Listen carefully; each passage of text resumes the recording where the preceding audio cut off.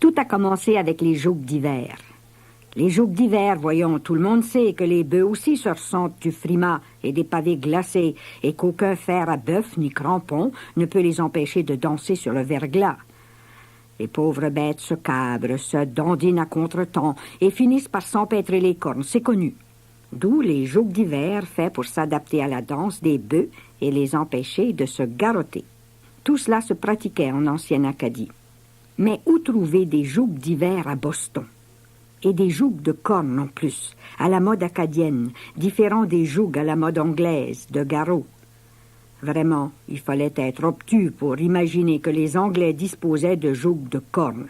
Plus obtus encore pour croire que s'ils en avaient eu, ils les auraient cédés à des parlants français. Et plus fous qu'obtus pour s'en aller en plein jour éveiller l'ours qui dort. Pire, le sortir du lit. Pélagie s'arracha les cheveux. Quoi c'est que l'idée, cette fois-ci?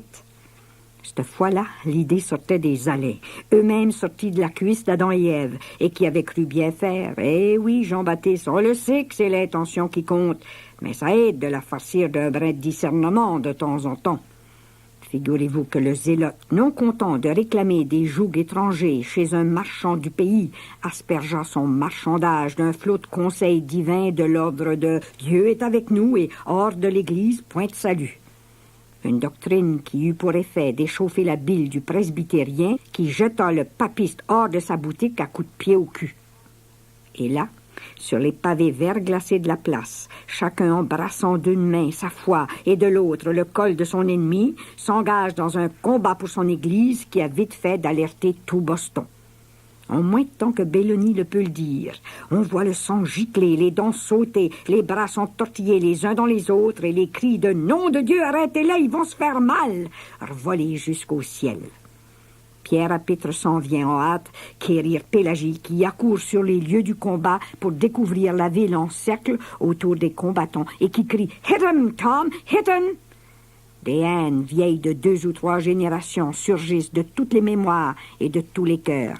Des Français de Nouvelle-France, des papistes, des ennemis qui, en 1633 et en 1709 et en 1744 et tant de fois les ont sauvagement attaqués. « Hit 'em, Tom !» Et encore en 1755, on en a débarqué des goualettes entières tout le long des côtes du Massachusetts, des mendiants squelettiques et ahuris qui mangeaient la nuit le blé en herbe. « Hit 'em, hit 'em !» Et Tom tape sur le pauvre Jean-Baptiste qui n'est point de taille, tout confirmé de l'Esprit Saint qu'il soit. Pélagie n'a jamais éprouvé une particulière sympathie pour les Alains, sortis des mains de Dieu le Père avant tout le monde, mais elle ne peut pas laisser continuer le massacre. Elle est responsable des Alains comme des autres, veut pas, et elle siffle son géant. En apercevant la petite goule, Boston comprend qu'il aura besoin de tous ses Bostonnais pour équilibrer les forces, et tous les Bostonnais sautent comme des mouches sur le géant. Ah oui? Sitôt les Basques se jettent sur les hérétiques, les protestants sur les papistes, les Landry, Girouet, Cormier, Leblanc sur tout le monde. Et Dieu, quel splendide combat! On ne prend pas le temps de sauver ses dents ni de s'éponger le nez. À coups de poing et de pied, on se fraye un chemin jusqu'au géant qui, à lui seul, a monopolisé les volées de tous les Bostonnais. On ne laissera pas faire ça. Défends-toi, petite goule, coup pour coup, écrabouille-les. Pélagie, à dos de bœuf, huche à ses hommes et à ses Jeannes, commande, attaque, charge de toutes les cornes de ses bœufs et de tous les pieux de ridelles de ses charrettes. Ohé! Huo! Soudain, la lutte fige, bras et jambes enlacés. Le ciel de la Brunante s'est éclairé d'une lueur inaccoutumée. Le feu! Un chariot flambait, même 2, sauf qui peut. On put sauver celui des Alains en se jetant quasiment sur le brasier, mais le charton des Béliveaux y passa tout entier. Il reste pas planche sur planche. Célina ramasse toute sa réserve de ses poumons et tout le feu de ses yeux. Fils de Satan, c'était leur logis. Les fils de Satan ont dû avoir honte, car ils se défilèrent comme des perles d'un collier. On raconte même qu'un grand blond, certains pensent qu'il s'agit du Tom en question, serait revenu le même soir porter au troupeau désemparé une pleine charretée de victuailles. Apparence que Pélagie lui aurait laissé entendre qu'elle eût préféré la charrette à la charretée, mais que le Bostonnais n'aurait pas eu l'air de comprendre la langue. Faut-il bien, qu'elle répétait. J'étions avant ça sur la paille, nous voilà rendus dans la cendre. C'est la Célina qui s'ébroua toute la nuit. Elle vida son apothicaire, la guérisseuse. Quel dégât! Au petit jour, il ne restait plus une seule feuille de thé des bois ou fleur de camomille dans toute l'Acadie ambulante. Pas plus qu'un seul Acadien intact.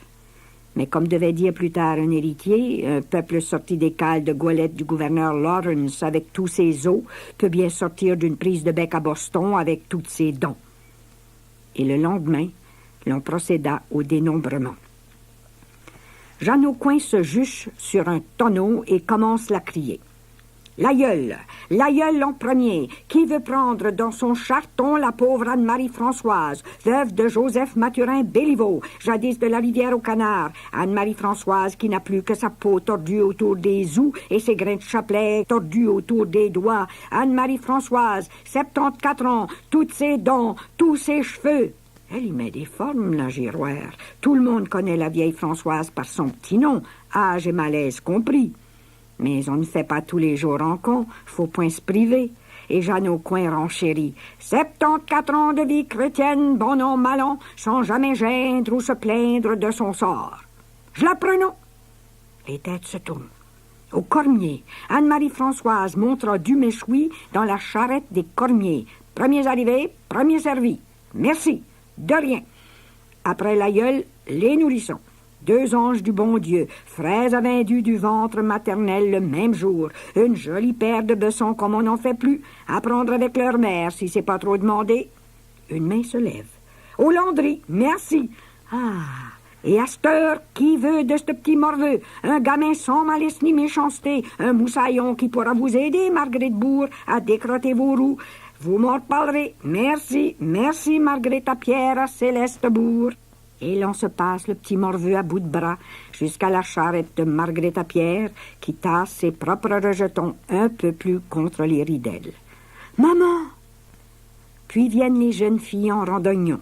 Angélique, Marguerite, Rosalie, Isabelle enjambant le marchepied des légères ou des basques qui garochent par-dessus bord les derniers souvenirs de notre époque. Jeanne Aucoin reprend son souffle. Henri et Marie-Louise, que Dieu a fait hommes et femmes, rescapés par 2 fois des flambes avec tous les leurs, rassemblés à leur famille après la tourmente, arrêtez! Les charrettes et les bœufs cessent en même temps de beugler et grincer des roues. Arrêtez! C'est Pélagie qui vient de rejoindre Jeanne Aucoin au pied du tonneau. L'Acadie entière lève les yeux bleus suppliants sur son chef qui déjà s'empare de la tribune.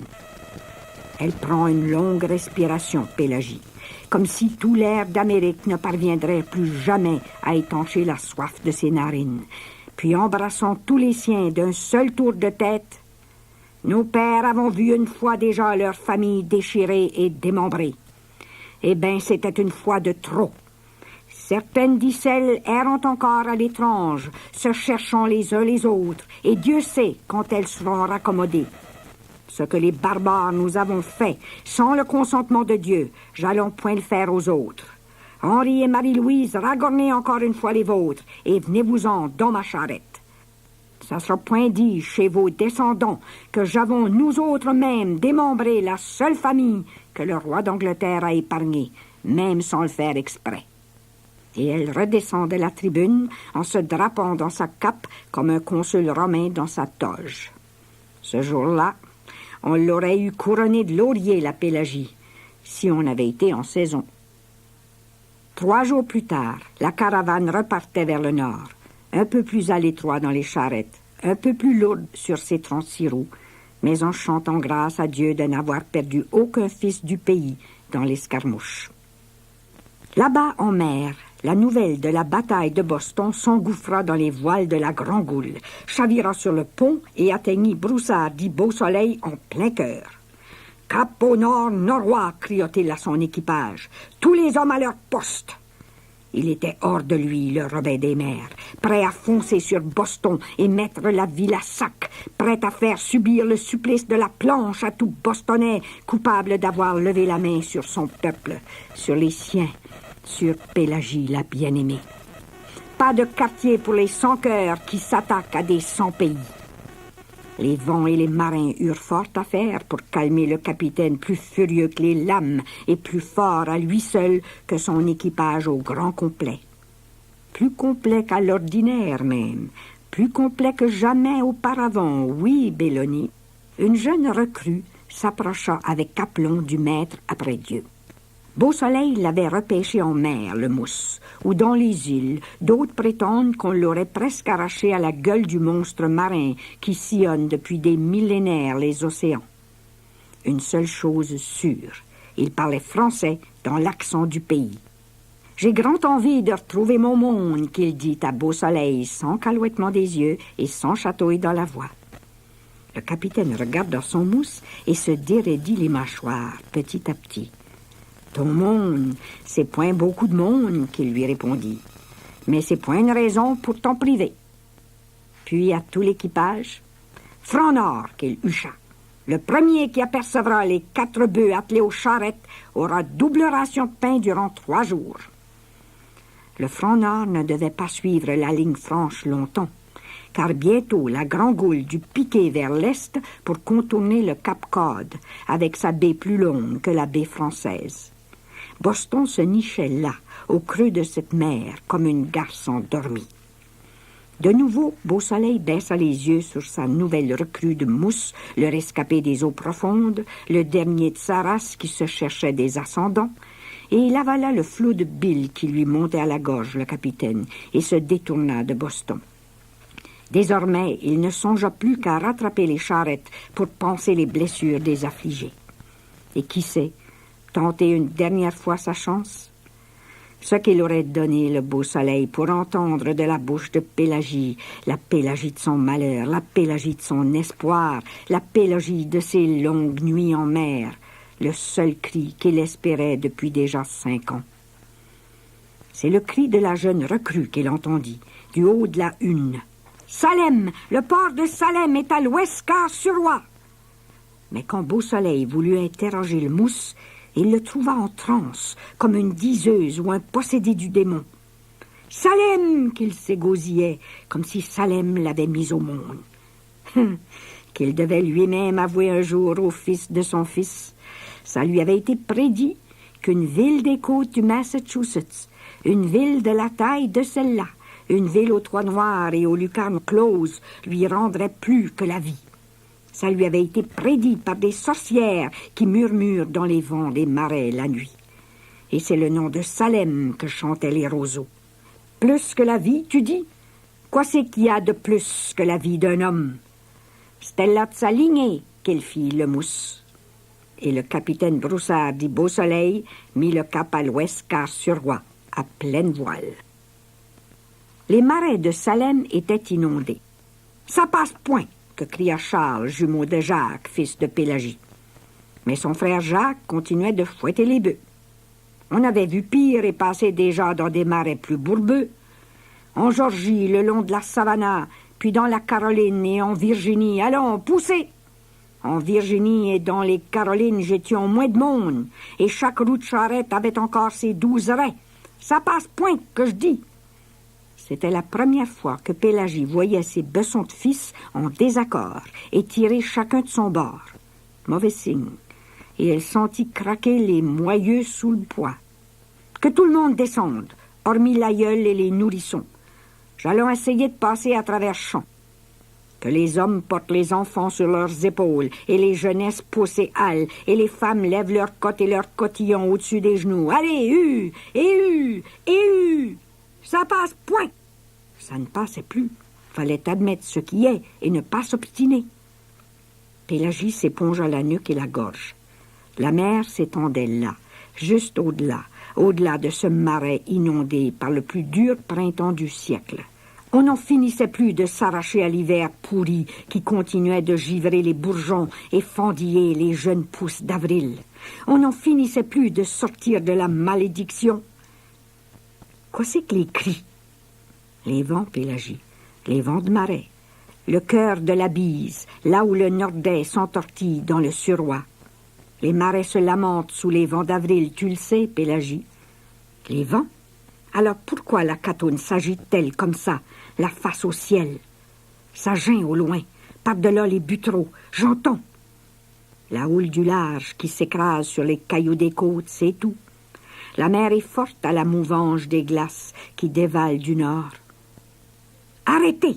J'entends les hurlements des sorcières qu'on brûle au bûcher et le geint des naufragés ballottés par l'écume. Arrêtez! Non, Pélagie, faut point prendre les voies du large et des marais pour des sorcières qu'on pend au gibet. Les vents d'un siècle ont lavé Salem. Catoune n'entend que la mer et le nordais. Calme-toi, Catoune, lui dit Pélagie. C'est rien que le cri des goélands qui suivent au large les bâtiments. Et l'on fouetta les bœufs qui enfonçaient dans la bourbe leurs pattes d'en avant. Alban à Charles rejoignit Pélagie. « Mais ta vie... » Pélagie l'avisa.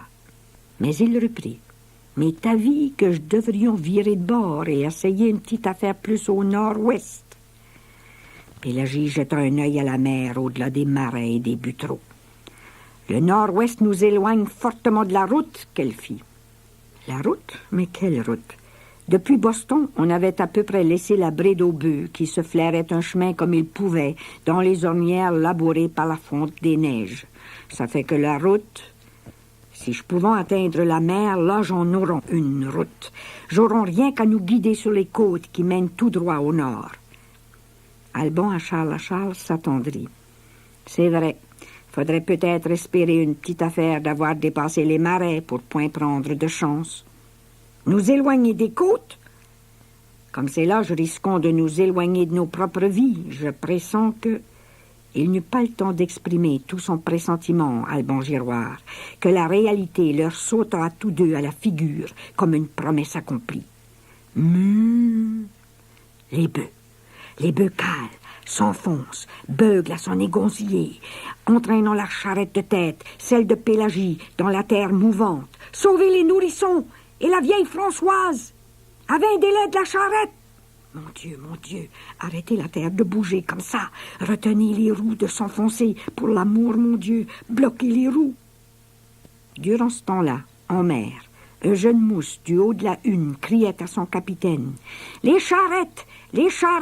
Là-bas dans les marais, à moins d'une lieue des côtes! » Beausoleil grimpa dans la hune comme un écureuil, le dos arrondi et les genoux aux coudes. C'était bien vrai. Il pouvait compter les charrettes et les bêtes. 5 bœufs, un âne, une mule.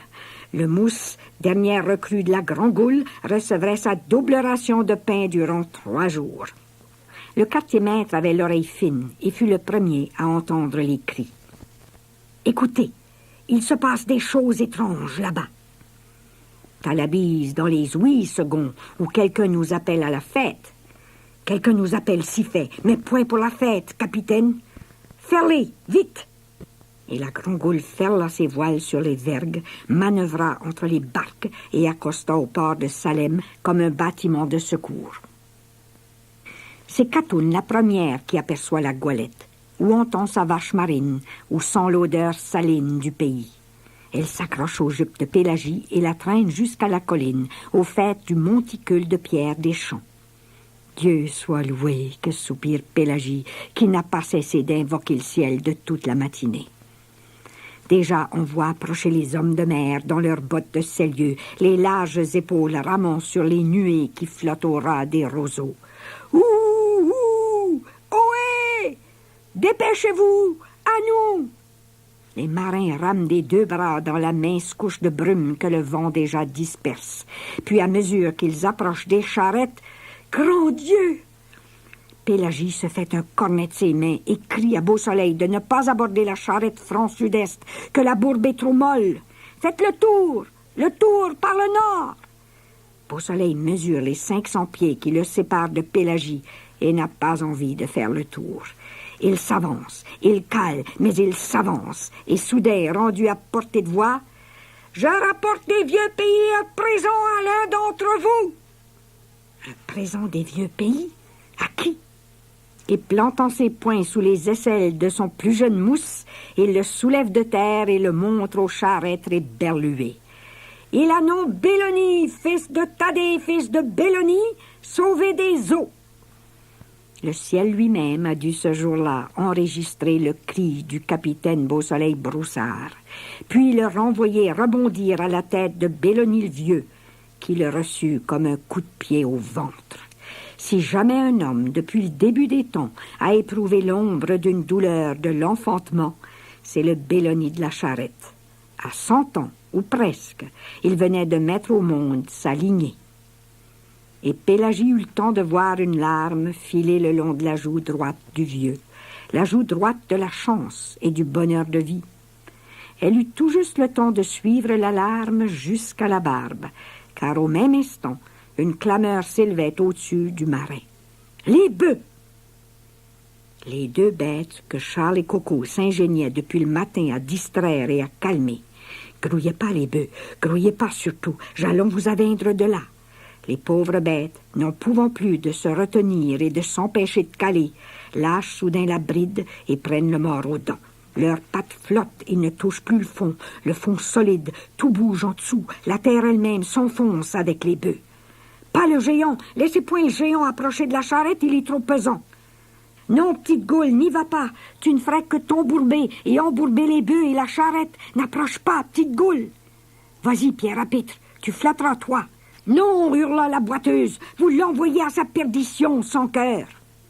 Pierre à Pitre revient. Puis tout à coup, il renifle, clignote des deux yeux, puis disparaît dans un chariot. Il en sort aussitôt, le col enroulé d'un long câble. Et là, en moins de temps que Célina ne peut le suivre, il grimpe sur les épaules du géant, lui amarre un bout de câble autour du front et lance l'autre bout qui s'en va se nouer comme par magie sur les cornes de l'une des deux bêtes. Ah! Où c'est qu'il a vu faire ça? Personne n'a jamais vu faire ça. Pas encore. Ça allait prendre un siècle avant que les cow-boys d'Amérique inventent le lasso. Pierre à Pitre avait du génie. Et avant de s'enhardir sur la corde raide, il s'adonne à une couple de cabrioles sur la tête du géant pour se déraidir les muscles et détendre les nerfs de son public. Comme du temps que j'étais fou du roi, qu'il s'écrie en posant le pied sur le câble. Le pied gauche le premier, et je fais un souhait. Souhaite de point de casser les chines, fou du roi. Fou du roi? Quel roi? Et pendant que les Basques rigolent, que Célina plonge dans la vie passée de son héros et que tous les autres tiennent leur souffle, les pieds du fou avancent, l'un après l'autre, vers la charrette. « Prends garde! Seigneur Jésus, ayez pitié! » Il va, il revient, et de là. Bonne Marie, Mère de Dieu, il retourne, et revient, et de l'autre. Jésus mort sur la croix. Pierre le Fou vient d'arracher à la charrette en perdition les deux nourrissons des Béliveaux. Reste la mère et Anne-Marie Françoise. Mais là, le fou n'est plus de taille. Tranquillisez les bœufs, ils sont rendus au ventre. Les hommes de mer, entre-temps, ont réussi à contourner la mare mouvante et s'amènent, enfin. Beau soleil! Mais l'heure n'est pas aux effusions. L'aïeul et l'une des brues des Béliveaux sont prisonnières dans la charrette. Pélagie dit ça à son capitaine comme un jour une mère avait dit à son fils à Cana que la noce manquait de vin. Et le capitaine, d'un seul coup d'œil, mesure la longueur et la profondeur de la mare de boue. Pélagie l'avise et ne respire plus. « Reculez tous et grouillez pas, même si je crie, approchez point. » Faites ce qu'il dit. Sur la terre ferme, comme sur le pont de son navire, le capitaine Broussard dit Beausoleil est maître après Dieu. Et tout le monde recule et ne bouge plus. « Le diable! Passez-moi le diable! »« Le diable? Le cric, Jean-Baptiste, le cric! Avec quoi veux-tu qu'il soulève la charrette? » Et Alban passe le diable à Beausoleil qui l'engaine comme une épée à sa ceinture. À cette heure, les hommes, faisez une chaîne et apportez-moi des pierres plates, l'une à la fois. On fait une chaîne entre le monticule et Beausoleil et l'on passe des pierres plates, l'une à la fois. Quoi c'est qu'il va faire, le capitaine? Ils sont fait un chemin sur la bourbe glissante et avancent doucement, sur ses genoux, vers la charrette en péril. « Prends garde à toi, Beausoleil Broussard !» que lui crie Pélagie, comme c'est coutume au pays de souhaiter bon voyage. Et Beausoleil Broussard, sans bouger le reste du corps, tourne lentement la tête vers Pélagie et son sourire illumine tout l'horizon. Puis il serre les dents. Les sacres dieux de pierre tiendront. T'en fais pas, Pélagie. Devrait-il les faire flotter comme des planches sur les eaux? S'est-il souvenu, le marin, de son enfance en bordure d'océan, où des matinées durant il faisait bondir sur l'eau des cailloux plats? Elles tiendront, les sacres dieux, elles tiendront. Elles tiennent, et Beau Soleil rampe sur ses genoux, le nez et l'œil d'un chasseur-cervier. Pélagie cherche dans le cercle le visage de Catoune. Elle est là, la sauvage, le sourcil tranquille et le front sans pli. Et Pélagie respire. « Grouillez point, Anne-Marie-Françoise, quelqu'un s'en vient vous crie. Ragornez des pierres plus minces, les mousses, plus minces et plus larges. Il va s'enfoncer. Faisez ce qu'il vous dit. » Et l'on ragorne des pierres de plus en plus larges et de plus en plus minces. Plus rien qu'une couple d'aunes, Beau Soleil, tenez le coup. Figurez-vous marcher sur les glaces en mer, vers le pont de la Grand-Goule qui se ballotte au creux des lames. Plus rien qu'une ou deux brasses, Beau Soleil. Il arrive! Il s'agrippe au rais, au ridel, il noue autour de son cou les bras et les jambes de la bru. La vieille, Beau Soleil, la vieille en premier! Non, la bru, d'abord le lait des nourrissons. Laissez-le faire, c'est lui qui commande. Et comme il est allé, il revient, la jeune femme à son cou, à quatre pattes sur les pierres incrustées dans la glaise. Dieu soit loué! Sacré Beau Soleil! Merci! Il reste Anne-Marie-Françoise. Bougez point personne. Pélagie encore une fois se retourne vers Catoune. Elle est impassible, ou quasiment. À peine un frisson qui lui a frôlé une paupière. Mais déjà le vaillant est à genoux. Il avance comme la première fois, un peu plus vite et hardiment. N'exagère pas, Beau Soleil, doucement. Les pierres bougent. Parfois il s'arrête pour tâter le sol autour. Puis il reprend, rampe de plus en plus bas, s'efforçant d'équilibrer son poids. Il atteint la charrette et s'accroche au seul rayon de roue encore visible au-dessus de la bourbe. La roue aussitôt s'enfonce et disparaît. Ah! Ah! François-Philippe se fait une corne de ses mains. La pioche! La pioche dans la charrette! Beau Soleil avise la pioche coincée entre deux pieux de la ridelle et dégage ses bras de la glaise. Il l'a! Agrippé à son manche de pioche, il parle vite mais bas. « Venez, grand-mère, venez, dépêchez-vous, enroulez-vous sur mes épaules. » De ses grands yeux ahuris, Anne-Marie-Françoise fixe cet inconnu tout noir et reste collée au fond de la charrette. Ses doigts s'acharnent sur les grains de son chapelet pendant qu'elle marmonne des « Salut Marie, salut Marie, salut Marie ». De là-bas, on huche. « Anne-Marie-Françoise, grand-mère, c'est le capitaine Beau Soleil, l'un des nôtres, qui vient vous crier. » Anne-Marie-Françoise tend l'oreille, ouvre grandes les narines, puis fronce toute la figure autour de ce noir forbon qui se débat dans la boîte. « Anne-Marie-Françoise, c'est un broussard de Beau Soleil en Acadie. » Qui sont ces gueulards? Qu'est-ce qu'on lui veut? Qu'est-ce qui arrive? Revenez-vous-en, Beau Soleil! Empoignez-la de force! De force? Il lui en reste juste assez pour s'empêcher de couler à pic dans cette boue mouvante qui cherche à l'aspirer comme un gouffre béant.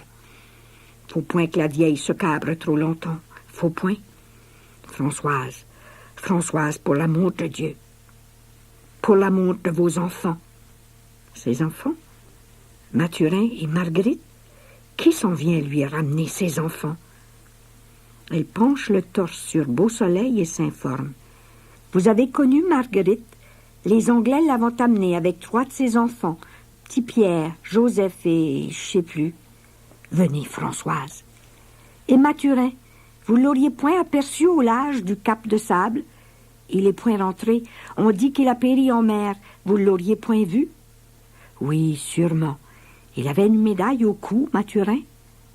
Anne-Marie-Françoise s'approche du matelot qui a des nouvelles de son garçon, la médaille de son garçon, et Beau Soleil l'attrape juste comme elle va glisser par-dessus bord. Il était en haute mer, loin au-delà des îles, qu'il lui raconte en s'efforçant de garder la tête au-dessus de la boue, chez les baleines dans le Grand Nord.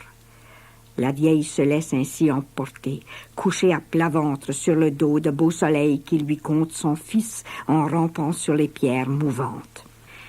Quand enfin les matelots et les charretiers soulèvent à bout de bras ce couple embourbé, Célina s'exclame qu'on pourrait le prendre pour Adam et Ève que Dieu arracha au premier jour du limon de la terre. Puis tous en même temps sautent sur la vieille et le héros et les lèchent comme des chiens pour leur laver la peau. On glousse, on caresse, on minatte, on parle tous ensemble à s'en engotter les mots dans le gosier. C'est pour dire des roches plates à cette heure. Qui c'est qui l'aurait cru? Avec une vieille pendue au râteau de l'échine. Tout le monde est sauvé. Avec un Belloni en plus. Un Belloni sorti des limbes, propre descendant du radoteux, Belloni attardé à Belloni. D'où c'est qu'il sort? Pas de Belle-Île en mer. Quoi c'est qu'il faisait là? De la place! Arrêtez de pousser! Faisez-lui de la place! Pélagie sent dans son cou la respiration de Catoune. Elle se retourne brusquement et scrute les yeux qui avisent les bêtes, calées jusqu'au flanc. Il reste en péril la charrette et les bœufs. Non, Catoune, on ne peut plus rien. Tais-toi. Les bœufs et la charrette. Non, Catoune. Et elle veut prendre dans ses mains la tête affolée de Catoune quand elle sent son propre visage emprisonné dans les larges paumes du capitaine qui dit, ses yeux dans les siens, « Il reste à sauver le bateau ».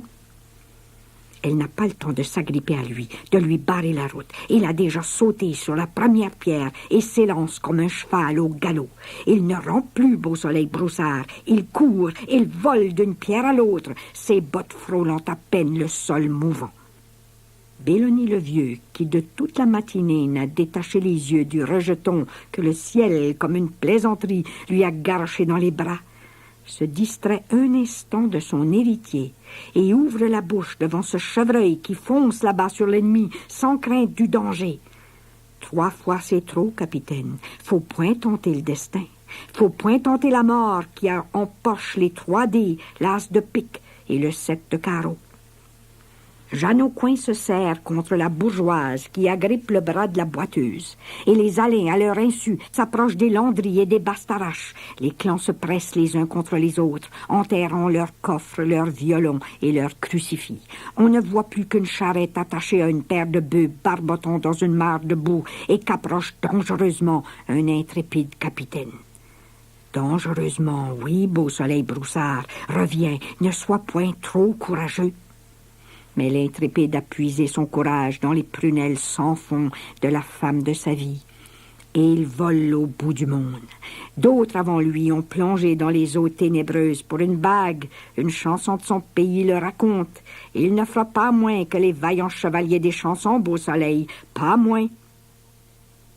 Là-bas, dans les siècles à venir, les Belloni de père en fils n'en finiront plus de raboter et polir cet épisode de la chronique qu'on a appelé le combat des charrettes. Car nul n'est dupe au pays. C'est la mort en personne qui est entrée en lice ce jour-là et qui a tiré l'épée contre la vie. Si quelqu'un le sait de certitude, c'est bien celui qui porte le sang des Belloni. Beau Soleil s'est rendu à la charrette, volant au-dessus des pierres enfoncées dans la vase. Il s'y est rendu et s'y est accroché. Quel plan avait-il en tête? Comment comptait-il arracher de ses bras un char et 2 bœufs qui ne touchaient plus le fond? On le vit quasiment nager dans la glaise, 3 fois faire le tour de la charrette, comme s'il cherchait un appui à son diable de cric. Mais que pouvait un cric dans cet océan? Pélagie entend maintenant le souffle de la Catoune qui se confond au gémissement du vent. Encore une fois, le cri des sorcières s'arrache au roseau de Salem.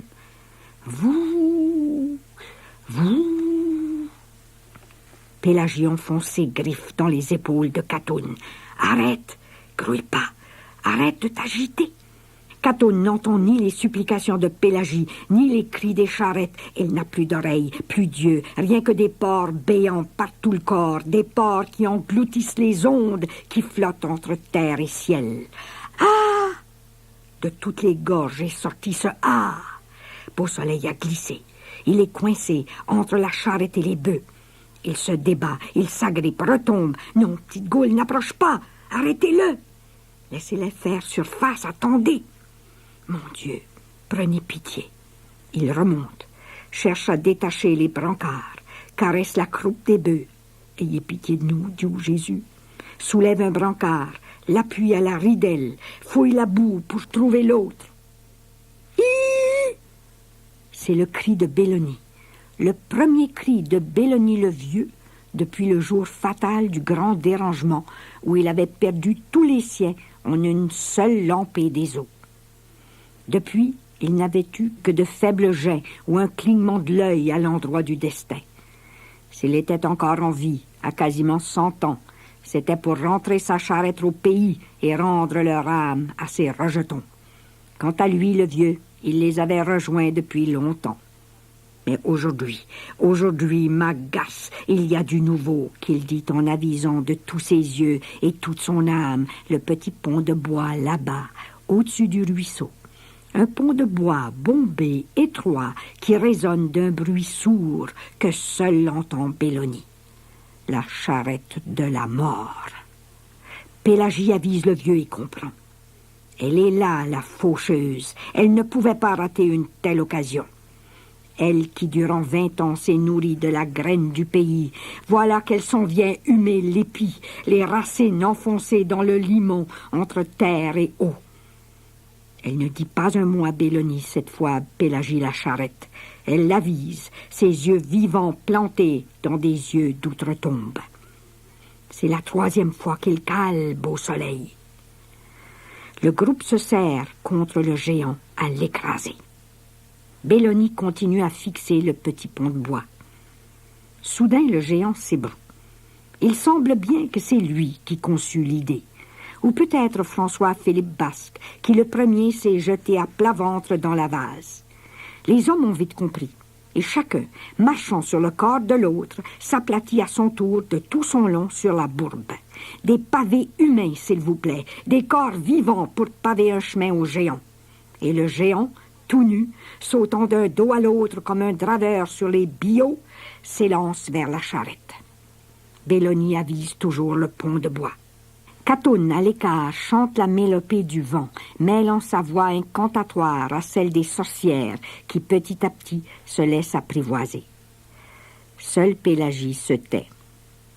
Soudain, elle voit partir Belloni. Il s'éloigne, contourne le monticule de pierre plate, se dirige tout droit vers le pont. Belloni, que faites-vous? Il entre en lice, comme les autres. T'en fais pas, Pélagie. C'est à son tour. Tous les hommes, jeunes ou vieux, se débattent là-bas avec la vase mouvante, et les femmes invoquent le ciel, et Catoune exorcise les démons maléfiques, et la petite Goule, seule face à la charrette et à son capitaine, les enserre l'un et l'autre dans ses bras gigantesques et les tient au-dessus de l'eau. Ses pieds de géant toucheront-ils le roc enfin? Belloni le Vieux a atteint le petit pont, s'y engage, s'arrête, étend les bras droits devant lui. Il sourit, ricane presque. À cette heure, à nous deux, ça passe point. Elle est là, bien vivante, noire, sans portière, tirée par ses 6 chevaux. Belloni le Vieux reçoit en pleine face le grincement de ses roues et le sifflement du fouet qui fend l'air. Elle a déjà abordé le pont et en fait craquer le bois des travées. Puis elle s'arrête. Il entend le gein des essieux. Elle lui semble hésiter, comme étonnée.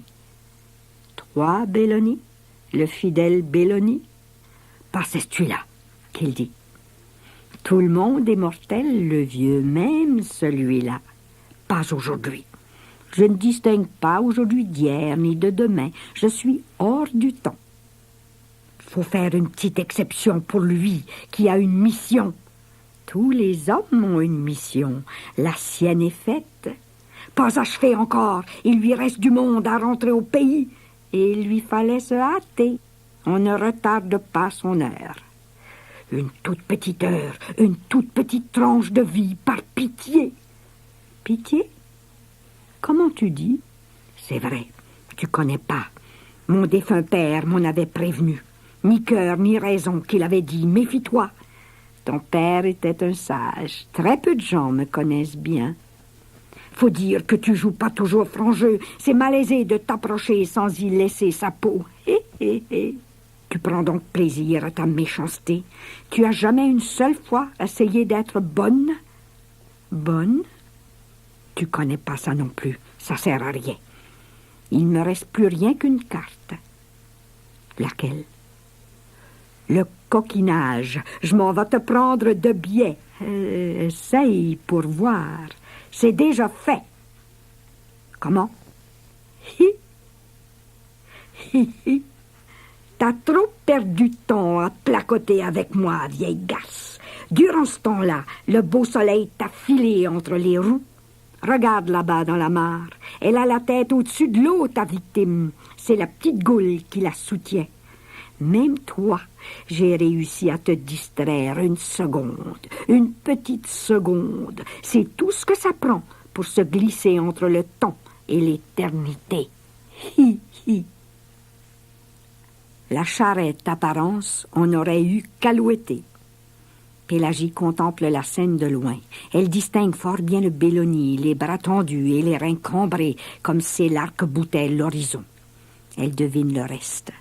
Tiens bon, Belloni, qu'elle lui huche de toute son âme. Toi seul y parviendras. Lâche pas, Belloni. Les chroniqueurs du dernier siècle ont juré que Pélagie n'avait pas bougé durant toute la scène, qu'elle se tenait droite comme un peuplier, la tête au vent. Elle n'aurait pas crié, ni prié, ni montré le poing au ciel, comme on l'a prétendu. Personne ne l'a vu se jeter à genoux et se lamenter, ce n'est pas vrai. Personne ne l'a entendu hucher des injures aux saints, ni les supplier pour l'amour de Dieu. Et alors, son cri, elle a dit un seul mot, un seul, mais celui-là, apparence, aurait eu fait peur à quelqu'un qui se tenait pas loin. Le seul mot de Pélagie aurait en effet effrayé la charrette, qui tentait de toutes ses forces de se venger de Belloni. Ma vie! Qu'on entendit monter des marais de Salem et rouler sur les roseaux jusqu'au pont de bois. La charrette a dû l'entendre, car elle a grincé de toutes ses pentures et tous ses essieux. 2 fois en un jour, on s'en venait impudemment lui barrer la route. Qui osait? Hi! Belloni continuait à la narguer de sa splendide grinche et de son œil en coin. Elle en bavait, la chipie. Mais lui ne lâchait pas. T'as raté ton heure pour une fois, tu la rattraperas plus. Tant pis, t'as point le temps à cette heure de te rendre au trou de vase avant que les hommes ayant arraché le beau soleil de la bourbe et avindu sa tête de l'eau. Trop tard, et t'auras perdu. Tu ne me parlais pas sur ce ton hier et avant-hier, le radoteux.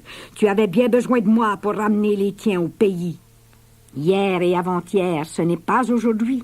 Entre les deux, la vie m'a rendu un héritier qui a surgi des eaux. Tu m'avais leurré, vieille chipie. T'avais point emporté toute ma lignée dans ta charrette. Ça fait qu'à cette heure, basi.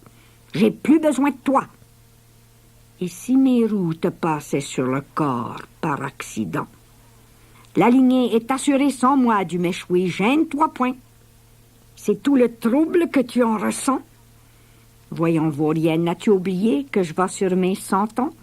Tu me le paieras un jour, fanfaron. Tiens-toi paré. Et Belloni entend les 4 roues se dérouler, les sabots des juments s'enfarger dans les brancards, et la charrette, la seule au monde qui n'a jamais de sa mort marché à reculons, se cogner bêtement au couronnement du petit pont qui en rit de surprise. On raconte même que le vieux Belloni, en donnant un grand coup de pied au museau des juments, leur aurait pété à la face. Une pareille corrida avec la mort, après tout, valait bien une vie. Il se tiendrait paré. Au même instant, on entendit une clameur nouvelle monter des charrettes. « Beau soleil et sauf !» Le géant, comme un colosse de l'île de Pâques, ramenait à bout de bras son capitaine et une moitié de la charrette. Car durant tout le temps du combat avec la mort, le beau soleil n'avait pas lâché les ridelles, pas renoncé au trophée qu'il ramènerait à Pélagie au péril de sa vie. Et c'est au moment où la petite goule l'a compris qu'elle a donné son dernier effort, sauver la charrette avec son maître. Les pieds du géant avaient dû atteindre le roc, car on le vit s'arc-bouter et pomper comme un cric vivant. La boue avait chuinté, pété des bulles, aspiré tout l'air du ciel, puis lâché. Le descendant des géants venait de lui arracher sa double proie. Et les hommes ramenèrent à la chaîne et en triomphe le capitaine et la charrette aux pieds de Pélagie. Ce fut le plus grand moment de sa vie à l'héroïne d'Acadie. Pour la première fois, sa charrette avait vaincu l'autre. Désormais, on pouvait lever la tête et regarder le nord en face. Le nord est au nord, Bélonie. Ah oui? Il n'en savait, mon Dieu, plus rien. De toute manière, il regarderait fixe devant lui à l'avenir. Il ne retournerait plus jamais la tête pour voir, pour s'assurer qu'elle suivait la bougresse de Garce. Hi!